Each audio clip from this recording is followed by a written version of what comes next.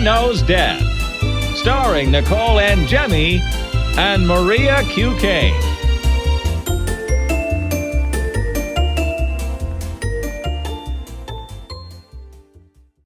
Hi, everyone. Welcome to Mother Knows Death. Let's get into this week's 6 shocking stories. So our first one is called Cut Your Fingernails, Please. I don't want to see where this goes because fingernails gross me out really badly. So this woman and her sexual partner were having sex. After they finished, she ended up dying, and what they found at her autopsy was really surprising. Yeah, so they did the autopsy, and, she was a perfectly young person. They just didn't really understand what happened with her. And when they took out her uterus and vagina, so that's one of the organs that we typically examine on every autopsy, they took it out and they saw this large laceration in the vaginal wall that was very hemorrhagic, and it looked like it was definitely a source of what the problem was. And when they did the entire autopsy, they kind of had their suspicions. So they did it in a specific way where they examined the heart and the vessels that go into the heart and come out of the heart underwater. So they put water in the chest cavity. And when they opened up the heart and the vessels, there were lots of air bubbles coming out, which is helpful in diagnosing something called an air embolism. So what is an air embolism exactly? And are they common? So they're not very common. And anytime you have an embolism, so an embolism means that it's something that occurs inside of one of the vessels and it could travel to the heart and to the lungs, which is always dangerous. So you've probably heard of pulmonary embolism. You've probably heard of a fat embolism when we were talking about liposuction and those procedures like that. And an air embolism is the same thing. It's when air enters one part of the cardiovascular system and it travels to the heart and lungs. And obviously, when anything is in the circulatory system that's not supposed to be there, besides blood that's circulating oxygen through your body, then it could be really bad and it can end up causing death. So in this case, they determined that she was how could I say this classy? Like foreplay? Foreplay with digital penetration, very, very hard. And so with fingers. Yes. Okay. Yes. And the act of just pushing in and out so fast was what caused the air to kind of go into the vagina, but really the way that the air got into the vascular system was because his fingernails were so long that it caused a laceration and a tear in the vaginal wall, which then put a tear into one of the veins, and that's how the air ended up getting up inside of there. I mean, if your fingernails are that long that it's causing damage like that, that is absolutely disgusting. I don't know. My fingernails are like 5 inches long. You have acrylic nails that are done what I guess when they were doing the autopsy, is that something they go back and look at the other person's fingernails? Well, it's part of the investigation. That's what they determined it was from. And it's still it's just a complete freak death. Air embolisms in women especially are most common in the postpartum period. And that's because when you have your placenta inside of your uterus right after you give birth, when the placenta breaks off from the inside of the uterus, it causes these open-ended vessels, right? And that's why that period for 6 weeks after you have a baby, this is one of the reasons they tell you shouldn't be having sex, because this has been documented to happen in people, because just the forceful pumping of a penis and air up inside there can cause air to get into the vascular system that way. So it's just really, really rare for it to even happen then as well, but there are documented cases of it. Yeah, I mean, death by fingernail foreplay. I mean, I don't know. I never would have thought of something like this. I guess. I don't know. I've seen some dudes with some gnarly fingernails just especially at when you go get your food at takeout or something, just it really grosses me out. You're like, why do you have you shouldn't have a free edge if you're a dude, I think. I mean, this Right? kind of goes a couple weeks ago we were talking about, like how men wearing sandals kind of skeeve us out, which I don't feel like people I mean, the comments were really mixed on that with a lot of people agreeing, but some people just telling us we were assholes basically, but I mean, I think I am thinking about this too, like fingernails when they're long, no matter if you're male or female, they're if they're not properly manicured and there's dirt under them and they're long, it just skeeves me out so bad. Yeah, and that's also another thing that I wanted to say. Like if you and it I mean obviously women and men could stick their fingers inside of vaginas, but if there's a lot of dirt and debris and bacteria underneath of the nail, and then on top of that they're long and they're sharp, you can cut the inside of the vagina as well and introduce bacteria into there. So you want to make sure that if you're partaking in those activities that the person has clean, short fingernails. Yeah, exactly. And like I don't know, like personally I would never want to engage with somebody that had fingernails like that, but what are you gonna if you're in spur of the moment, you're like lusting after each other, what are you gonna be like, all right, stop and cut your fingernails or make sure they're clean? You should definitely always keep nail clippers by the side of your bed, I guess, in case this situation ever happens. Yeah, that won't ruin the moment or anything, but I don't know. All right, this next one is called bulletproof chest. So a 34-year-old woman walked in on somebody who was about to take their own life with a gun. She goes to try to get the gun out of their hand, and it accidentally discharges, shooting her in the chest. So at the hospital, doctors determined that, the bullet went through a pretty unusual thing and possibly saved her life. So she got shot essentially through the areola right close to the nipple.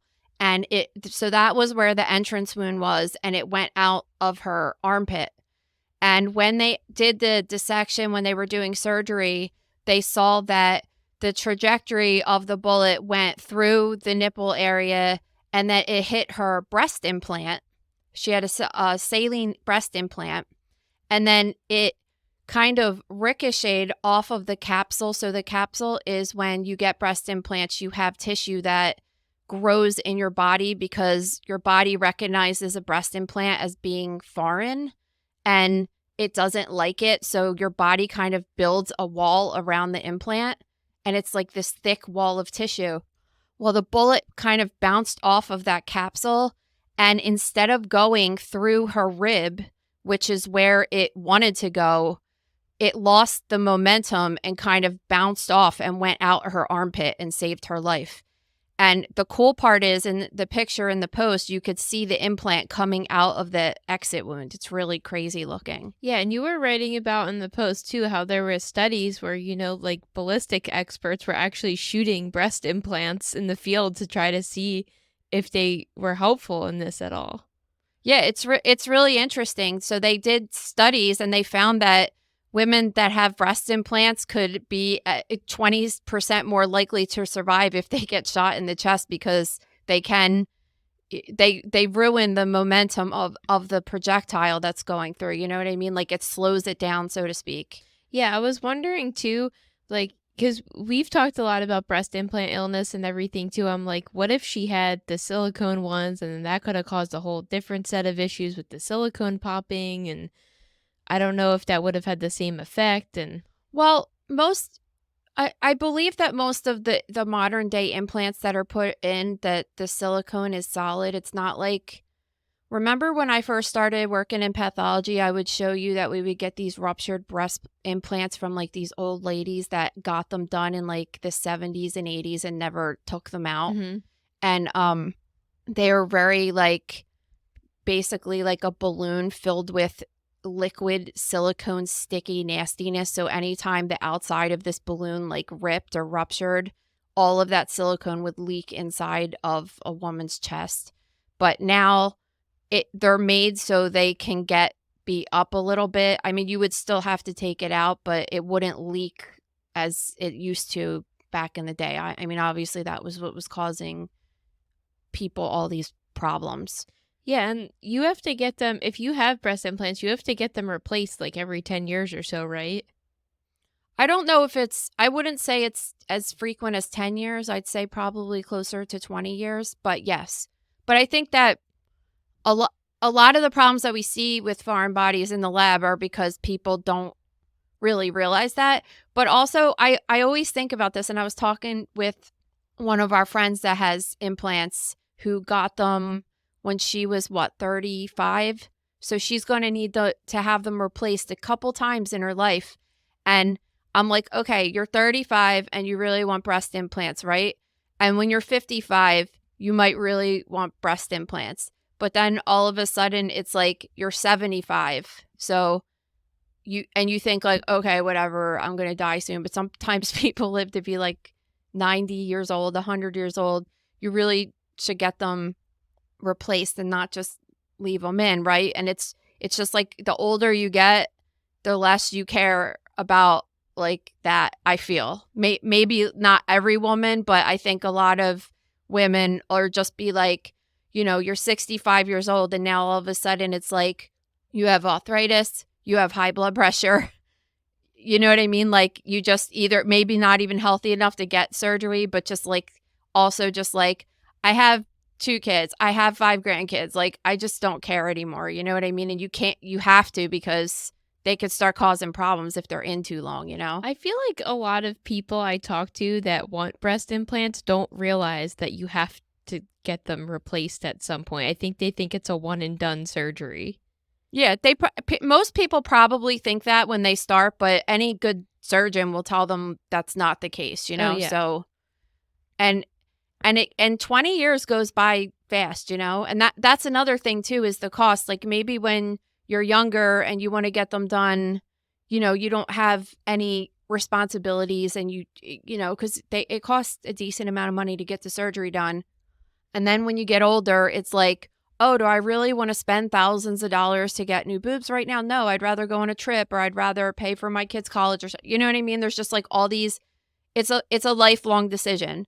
You could also just get them taken out, but then a lot of times that doesn't work out well, especially if you went up so large, like you might have a lot of extra hanging skin and stuff. Yeah, I mean, I don't think they're ever in my future. I could see myself winning a lift eventually, but maybe, I don't know. Like, I just feel like I have such bad back problems already. I don't need to introduce anything else into the mix. I'm not against them. I like the way that they look in some people for sure. And I think that they definitely help people with if they have insecurities about that. I'm just kind of anti-foreign body unless I really, really need one, just because I've seen how horrible it could go for some people. And I just think like if you have a normally like hyperactive immune system, which I think I do between like allergies and my autoimmune disease and stuff, that I don't know, like I feel like my body would just freak out and I wouldn't want to deal with like that. Yeah. You have to deal with so much, but I mean, I know people that have had them and never had any problems. It's the same with the IUD though. I know people that have had IUDs that had no problems and other ones that it's the worst thing ever. So whatever, just take the chance if it bothers you that bad to just, you could always get them cut out. Okay, this next one is called matricide. In Turkey, a 57-year-old woman was living with her 33-year-old daughter who was schizophrenic. So the mom was supposed to show up to some home meeting. I'm assuming there was like an HOA type of deal or in their apartment building. They just had meetings, whatever. But she didn't show up. And because earlier in the day there had been screaming coming from the apartment, the neighbors decided to call the police. So the police get there and come across a really disturbing scene. Yeah, so when the police showed up, they found this mom had been not only murdered, but she's also was partially dismembered, including her head was decapitated. She had just such serious trauma to her body, and there was a cardboard box next to the bed where her body and body parts were in. So when they looked at her, they saw that her right arm and both hands were found in the cardboard box next to the bed.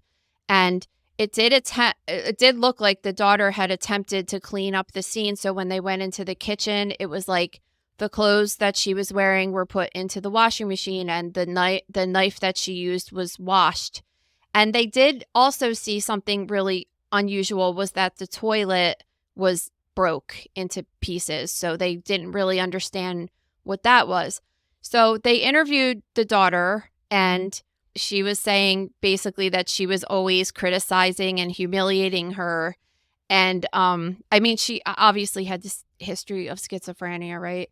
So she said that she stabbed her mom to death, and then a couple hours later, she cut off her hands and she cut off her head.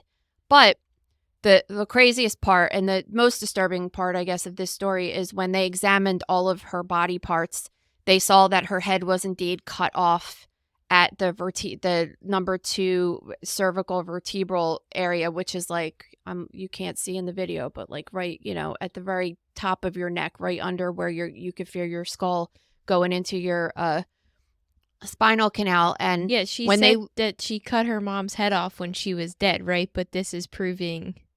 Yeah, so that's what they looked at, but so not only did she have 71 stab wounds in her head, which is outrageous. That's so many. And the photo is just so disturbing. But all of these stab wounds, including the amputation margin, had hemorrhage, which indicates that she was alive when those injuries took place. So the daughter cut her mom's head off while she was still alive. Yeah, and I think what's disturbing for investigators, too, is she said she was aware that she was in the middle of an episode when it was happening. Yeah, schizophrenia is just it's so scary. And it's like this mom was almost 60 years old, living with her daughter. She had this diagnosis of schizophrenia. She never worked and had a job, and she had to live at home with her mom. And just imagine the fear that her mom lived in with knowing that her daughter had episodes like this and stuff. And the hands had evidence of defensive wounds, so it means that she was aware that she was getting stabbed and was trying to push her daughter off. And really, and then again, if this wasn't disturbing enough, the most disturbing part is after they, talked to the daughter that murdered her mom, they found out that she broke the toilet because she was trying to make the opening bigger so she could stuff her body parts in it. It's really sad to see this go down. And, matricide's really, really rare, especially by a daughter, right? Like, isn't that mostly committed by sons? Yeah, it's only like 1% to 4% of murders anyway. And yes, most of the time it's committed by sons. I feel like people are going to push back on that statistic because, right now the hottest case in the news is Gypsy Rose Blanchard. And especially because, new crime scene photos have come out.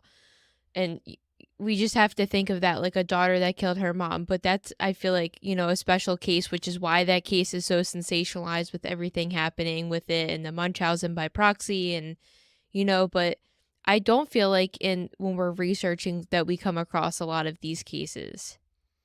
No, and I'm not sure I don't think that those photos are new crime scene photos. I think that after everything that I looked up, it's just like they were already, apparently they've been available the whole time, and they circulated the internet for a while years ago when this happened, and now they're just kind of recirculating. I'm not sure what prompted it to recirculate them, but I did talk about some of the photos because one of the grocery members sent me the file with every single picture. So it's kind of interesting to look at, but I'm not even sure that wouldn't really be considered matricide because she physically didn't kill the mom. Yeah, you know what I mean? Like her boyfriend killed the mom. The boyfriend did, and I wonder if anyone ever interviews her why she decided to not. I guess that's why she got in trouble and went to jail, because it wasn't an impulsive thing that she decided to do to protect herself, kind of. It was like planned out, and like why she decided that she wasn't going to do it herself versus get someone to do it. Yeah, I mean, it's definitely come up, that question to her, right? Like, why did you do it? Why do you have the guy do it, right? I don't remember off the top of my head what her answer was, but I think, she definitely got charged with some form of first-degree murder, even though she didn't commit it herself, but she was heavily involved in the planning process. So even though she didn't stab her mother directly, she was part of it and an accessory to the crime. And then you had to factor in all the abuse that happened, so I think that's why her sentence was not as bad as it normally would have been for a crime like that, because they were able to successfully prove that she was a victim of lifelong abuse. Yeah, totally. And when you look at the photos, the crime scene photos, I have the link for them posted in the gross room as well. But it's kind of disturbing to see. I mean, obviously you see the mom dead or whatever, but just there's pictures of the entire house, the entire outside of the house, and when you look at the outside of the house, you're like, oh, this is just like a cute little suburban house. It's like, I don't know what style of house you would call that. I think it's a rancher, honestly. But Yeah. it's painted nice, and it looks like it's in like a suburb, right? And then when you go inside, it's weird because I feel like it looks like the mom spent the time to decorate the house. I mean, it's corny, but it's, you know, she painted every room and did decorations to match and this, that, and the other. And then you look around and it's just a complete hoarded mess to think that anybody was even living like that. I don't think she took the time to decorate and paint it. They got the house donated by Habitat for Humanity, which later came up as this really big deal because obviously the whole thing was fraudulent, right? So, oh, that's interesting. So Habitat for Humanity, they come and build you the entire, they give you like I don't really know exactly what they do, but yeah, I mean, they got that because she was sick. That's how they got they it. got the house as a charitable donation because everybody thought that she was sick. So that was, I mean, if the mom hadn't died, she, I think, eventually would have gotten in trouble for like fraud and all of that stuff too, because she was fraudulently getting money and going on like Make-A-Wish trips to Disney World and then getting this house for free. And you know what the most disturbing part of the Gypsy Rose case is that I understand that you can make up all these stories and have your friends and family believe that your child's sick, but how do you go to a medical doctor and tell them that your child's sick to the point where they give your child chemotherapy? yeah, and a without feeding tube and yes, like without any evidence to back that up. I don't understand how that even happened. And I was, when I was rereading about this case yesterday, I was just like, are they doing any kind of investigation on these medical doctors that perform these procedures on this kid?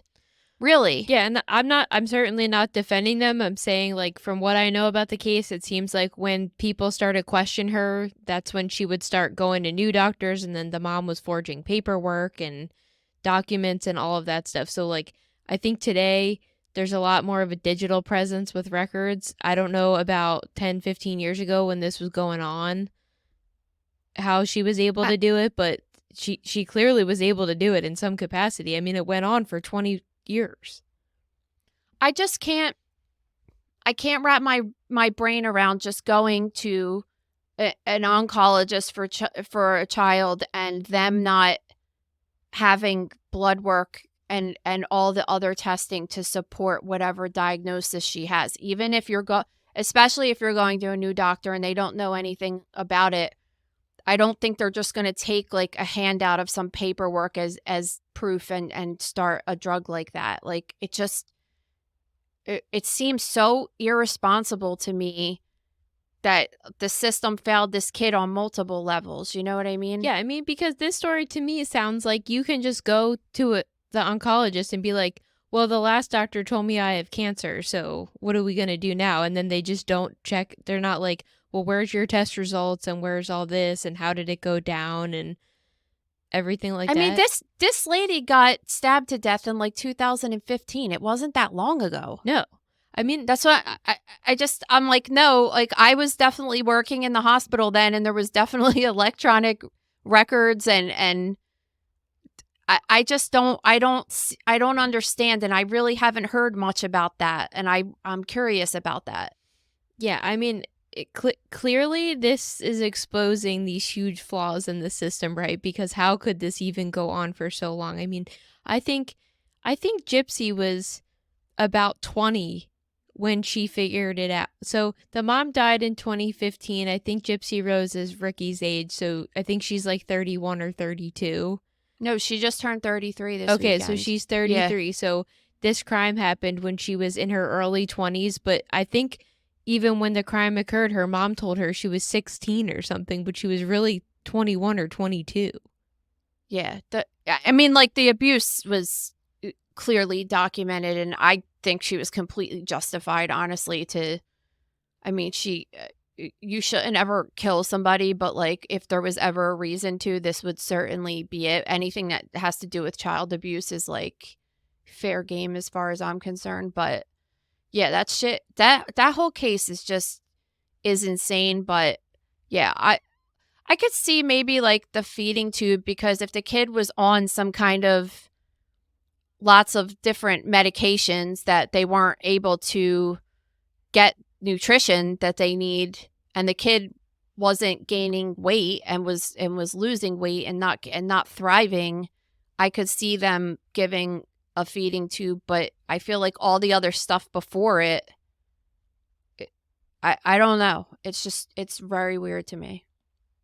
All right, let's get into this next one called Vehicle-less Homicide. So that title might be confusing for everybody, but we'll get there. So this 60-year-old man was just riding his bike and he got hit by a car. So you would think, maybe he would be the victim in this situation and dying from this. But no, he flew off the bike and hit another woman that was just innocently eating lunch outside, and she died. So essentially, she got killed by a car without the car ever even touching her.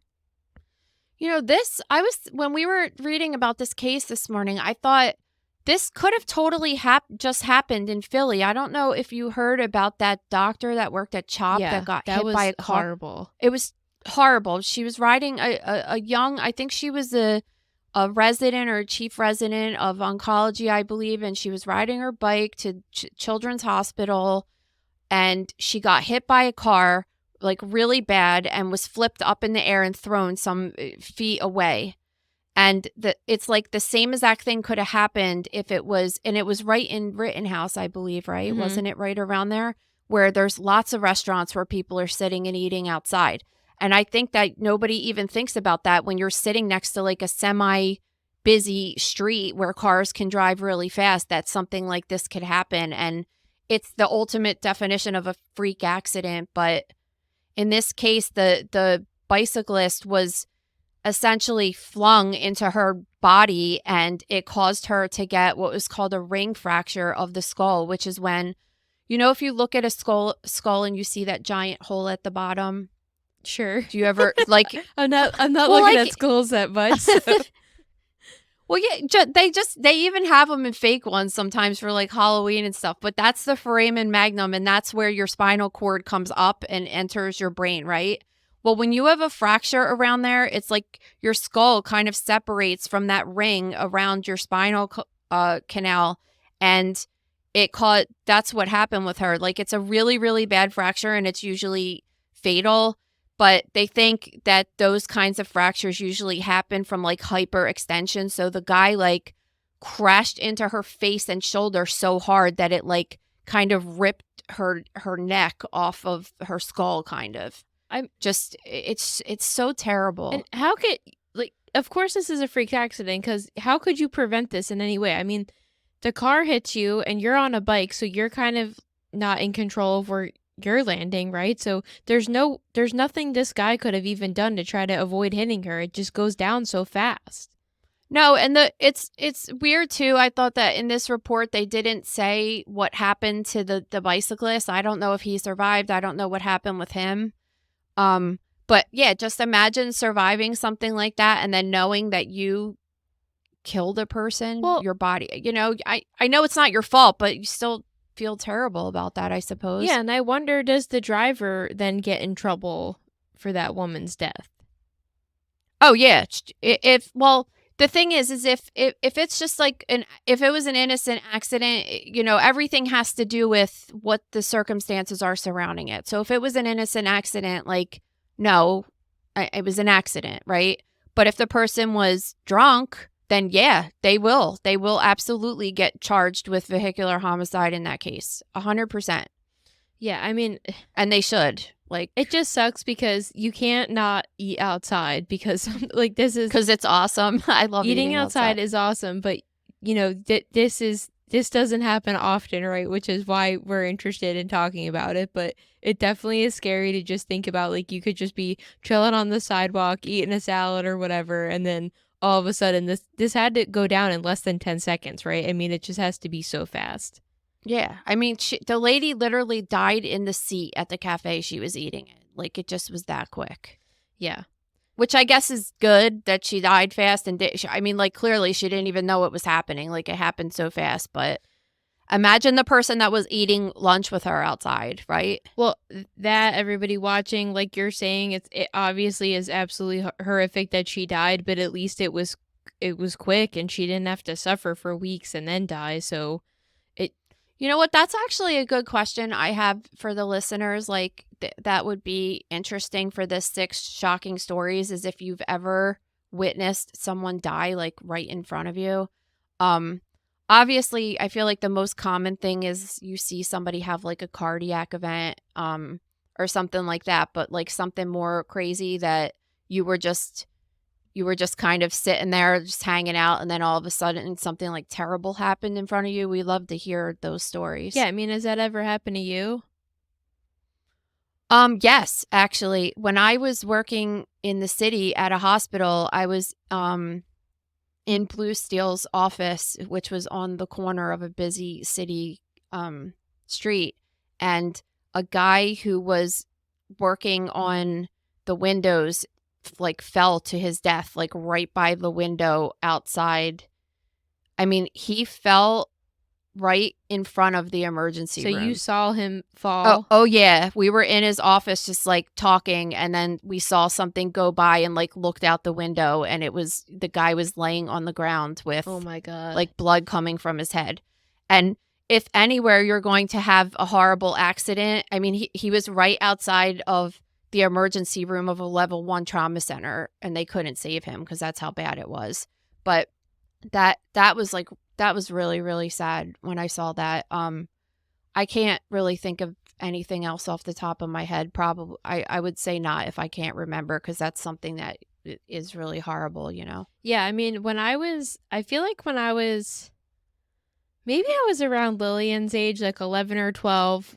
My aunt and uncle live in D.C., so we were driving down to go visit them, and we stopped at the Maryland House rest stop, and I saw a guy have a heart attack there, and he was there with his daughter, who was my age, and he died there. So yeah, I remember that you were like really traumatized by that. Well, yeah, because it's not only horrible to see somebody die like that, but then I'm like, well, what's happening to this kid?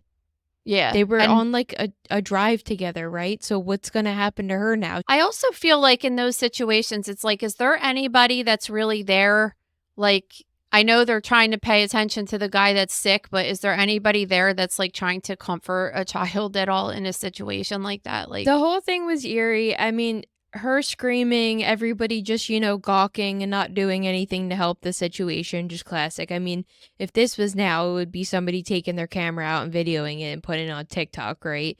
So the whole thing was disturbing. I mean, honestly, it was just such a dark moment that I didn't go back there for a very long time. Like, I actively asked every time we drove to DC, can we please not stop there? Because it just was this horrible memory I had associated with. But I think I went there in more recent years, but it's horrible to see something like that. yeah. I mean, I can't imagine seeing something like this going down. Just, I don't know. The whole thing. I don't want to see any of these stories going down. No, me neither. They're especially horrible. this next one. Oh my God. So, I mean, obviously rectal foreign bodies are no stranger to this show. I mean, we're talking about them all the time. We could talk about one every episode that's different because it happens so often. We could honestly probably have an entire spin-off podcast where we have people write in. I mean, this is the most submissions we get is about stuff like this, right? And we're just talking about it all the time. It's always in the news. I mean, we could literally... And it never gets old. No, it never ever. gets old. We could have an entire show just talking about things people stick up their butts. It's thing men stick up their butts. It's always a dude. So I thought it was interesting because when you wrote this up, you were saying that, you know, I found it interesting. You were pointing out that that men in particular, sometimes women too, instead of just buying a vibrator or something because they're embarrassed, they're always just finding these miscellaneous, like, cylindrical shaped items around their house instead of just, like, why can't, especially with the internet, why can't you just buy something on Amazon and have it shipped to your house, right? It comes in. Oh God, could you imagine how much worse this was, like, back in the day before the internet? No, I really I can't. think about that all the time because, like, even in my lifetime, there was no internet when I was younger, and it's like if you wanted to get a sex toy or something, you had to go to, like, South Street to Condom Kingdom or something like that. Like, you couldn't just order one and have it like from Amazon and have it delivered to your house, you know?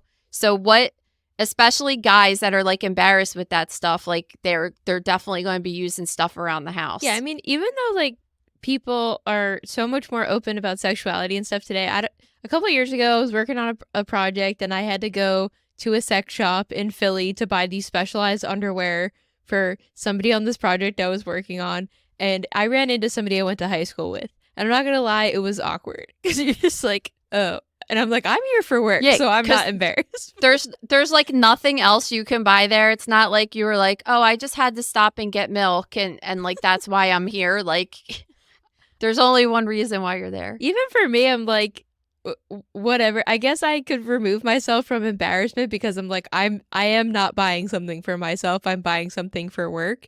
Not that that person knew that, but walking into a really tiny sex shop and seeing somebody you knew in high school that you actually kind of barely knew shopping for dildos is kind of really awkward. And you just, like, head nod like, I know you, but we're not talking right now because this is just so weird. But anyway, so this in France, this was a couple years ago, and this 88-year-old guy shows up to the emergency room, and, you know, he has a rectal foreign body, and, you know, typically they see shampoo bottles, cucumbers, a pear, as we've discussed before. No, this guy had a bomb up there. Yeah, he had an arterial shell up there, so I'm not 100% certain what an arterial shell is, but I think that they can be lots of different things. I'm kind of under the assumption that it's almost like a shotgun shell, just, like, really big, that it's a shell that's filled with ammo that has to be fired from, like, a tank or something. Okay.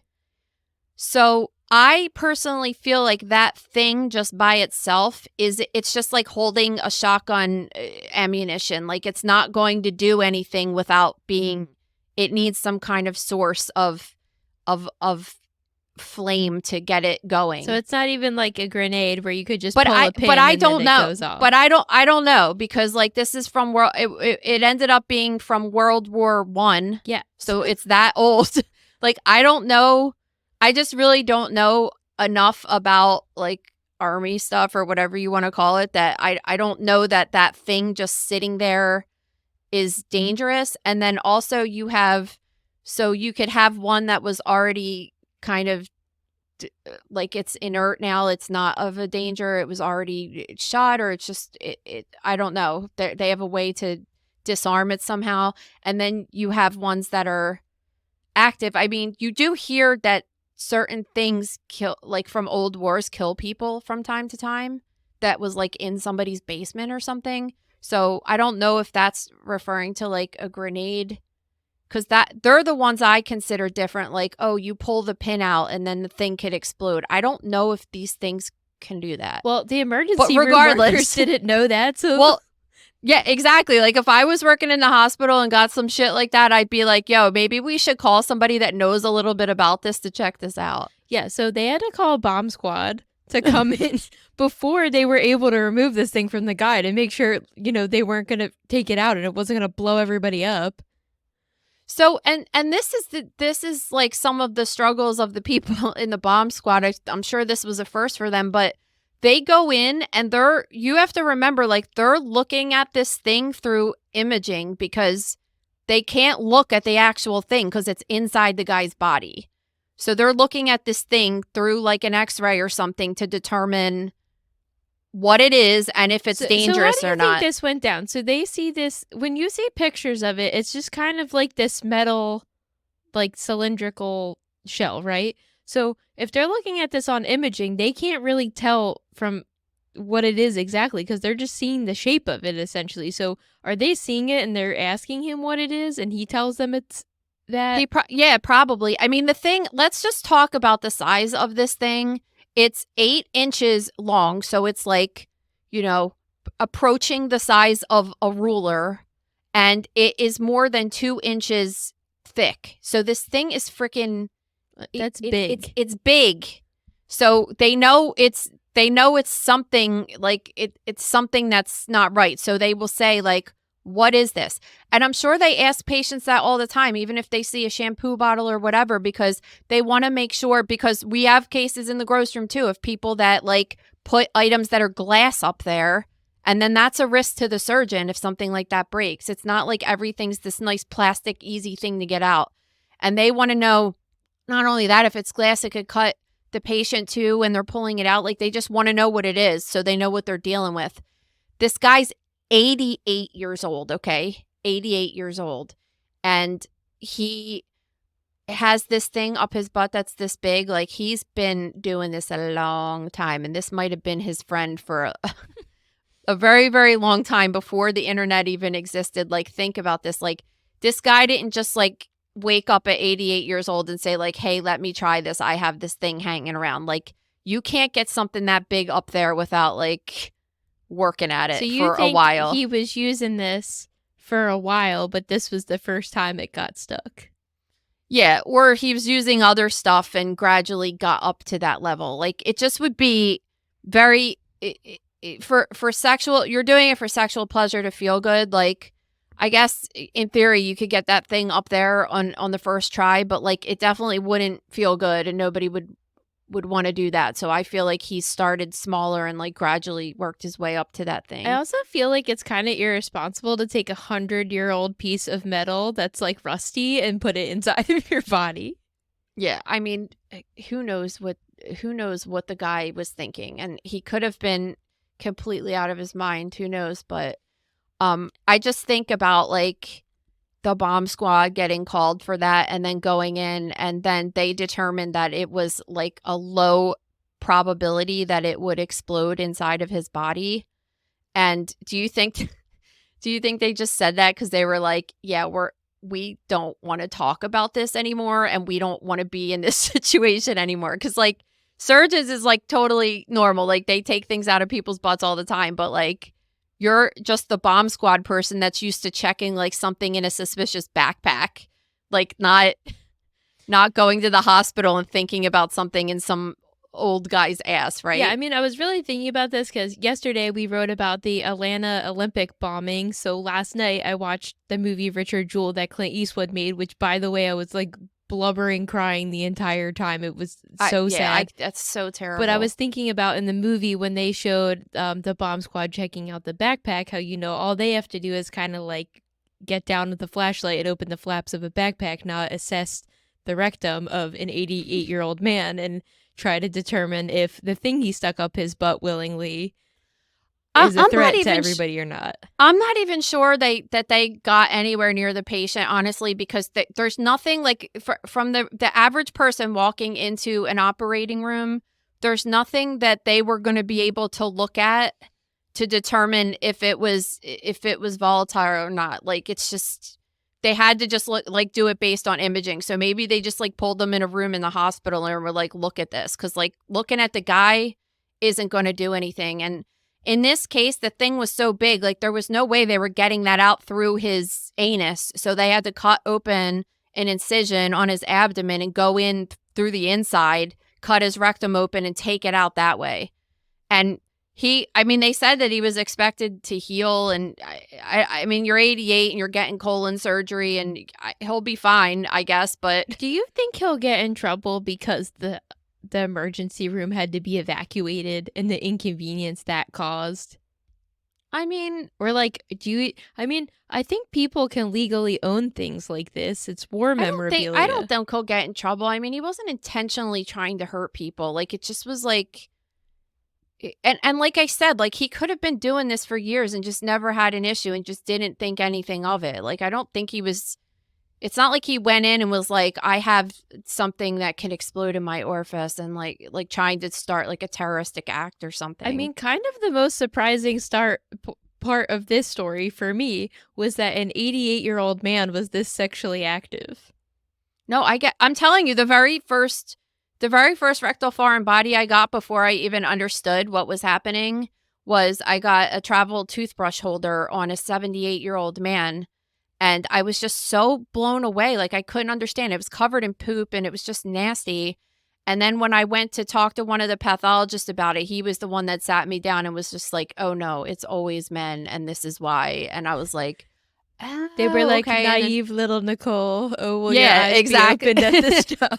Yes, exactly. And they sure were opened after that. And then you got 25 more that month because you worked at a huge hospital in a major yeah. city. I mean, it doesn't matter what hospital I ever worked at. It's community hospital, large hospital. You still get like everybody's the same all over, which is amazing. You know, like guys like butt pleasure in the burbs and they like it in the big city too. So I think the moral of this story is the internet exists.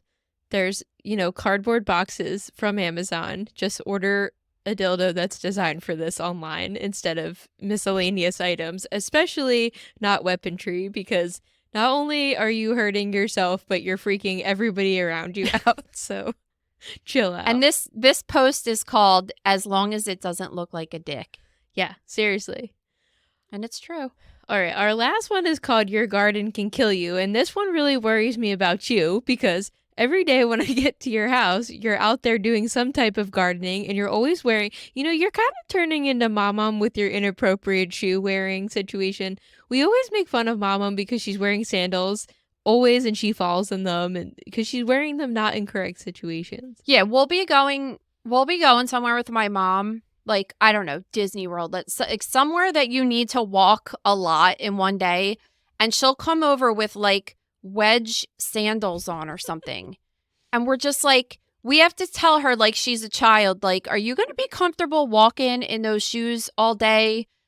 Is there a chance you could get blisters? Or like, I feel like I say that to the children before we go on a hike or something. Like, let's make sure you put on something that's like not going to give you blisters and it's going to protect your feet. Like, but they're 9 and 11.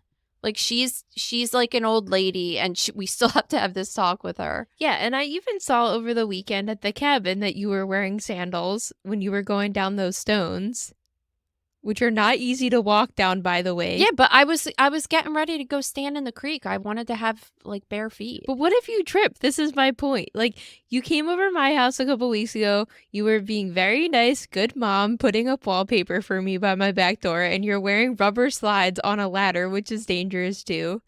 I'm getting worried about your shoe habits. I think you're turning into Beth. Well, yeah, I guess. I do that outside all the time because they're like my comfortable shoes and my feet get wet when I'm gardening and stuff. So I just don't want to have like that gross wet sock feeling. Well, this is why this worries me, because in this story, this guy was on a ladder just doing gardening like you do every day, and he slipped and he fell on this aluminum stake that was holding up his tomato plant. Yeah, so when they arrived at the scene, this guy has literally has been impaled by an aluminum stake through his chest, and he's dead, laying on the ground in front of his tomato plants. And there's a bunch of other tomato plants with similar aluminum stakes, and he's laying on the ground right next to a ladder. So it was clear that that is what happened when they did the investigation and everything. And when they did the autopsy, they found that it went through his left chest and it punctured his lung and it punctured his aorta. And it was 11 inches or 27 centimeters deep into his body. Like it impaled him. That's what happened. And when it went through the aorta, it just caused him to have a massive internal bleeding. And that's how he died. He bled to death. I saw in the autopsy photos that the stake was still in him when they were dissecting him. Why did they leave it in?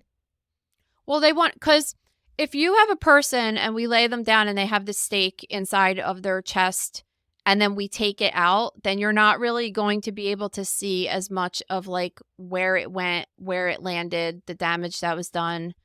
We typically, when we do an autopsy, even when we're trying to check like the medical interventions that a person had, like if they had like a trach tube or something like that, like we don't take anything out until we open them up and see where it is. Because otherwise you can't tell, like, what if that thing like went in and kind of like, I don't know, missed his heart and he really just had a heart attack and fell, and that was just like, It just so happened to be like there. second. Yeah. Which, I mean, it's still, I guess it's still possible that the guy had a heart attack and fell. But what I'm saying is like, they do that all the time. Like, you don't want to pull something out just because you want to see the track. And it's cool in the autopsy photos that you could see like a side view that they show you how it went through the skin and like exactly like the track it went to and what killed him. But honestly, like, if they pulled it out, it would have been obvious that his aorta got punctured and was bleeding all over the place. So it doesn't really matter. But sometimes they just do that for effect, for photos, or just documentation purposes. Yeah, I was just trying to think about how they transported that person from where they found them to the morgue without having any issues of it falling out. Oh, because it was stuck in there, it looked. Yeah. But that happens sometimes too. Like, think about, we have a lot of cases in the gross room too of like people. We have one case I was thinking about talking about, like, you know, those trucks that like carry timber, Mm-hmm. like those things. Like sometimes the big piece of timber, like a giant tree trunk, basically, like can slide and go through someone's chest, and they're still alive and survive the accident. So usually, or anytime somebody's impaled with something, like the first responders are cut off as much of it as they can and still leave it in place. And especially when a person's alive, you have to transfer them to the hospital, because once you pull it out, like that thing could be like plugging blood from pouring out of one of their vessels. So you really have to leave it in there and transport people like that, like all the time. Yeah, I mean, that's kind of crazy. I just never thought about, I mean, the pictures for me were compelling because it was still inside of him. So I'm just thinking about everybody involved that has to work to preserve that being in his body and transport it without it causing issues. Well, especially in a case like this, like it's clear just looking at it that it was probably an accident, but like, how do you know that he didn't get into a fight and some guy like came up and grabbed the stake and like stabbed it into his chest, and Yeah. while he was gardening? I mean, that's totally a possibility. So with their investigation and stuff, they determined that was what happened, because he didn't have any evidence of a struggle or anything like that. And so, All right. Well, if you guys want to submit your shocking story, you could email stories@motherknowsdeath.com. Please include as many details as possible, pictures if you want. Give us a little teaser in the headline. We'd love to hear your story. thanks, guys. Thank you for listening to Mother Knows Death. As a reminder, my training is as a pathologist assistant. I have a master's level education and specialize in anatomy and pathology education. I am not a doctor, and I have not diagnosed or treated anyone, dead or alive, without the assistance of a licensed medical doctor. This show, my website, and social media accounts are designed to educate and inform people based on my experience working in pathology, so they can make healthier decisions regarding their life and well-being. Always remember that science is changing every day, and the opinions expressed in this episode are based on my knowledge of those subjects at the time of publication. If you are having a medical problem, have a medical question, or are having a medical emergency, please contact your physician or visit an urgent care center, emergency room, or hospital. Please rate, review, and subscribe to Mother Knows Death on Apple, Spotify, YouTube, or anywhere you get podcasts. Thanks.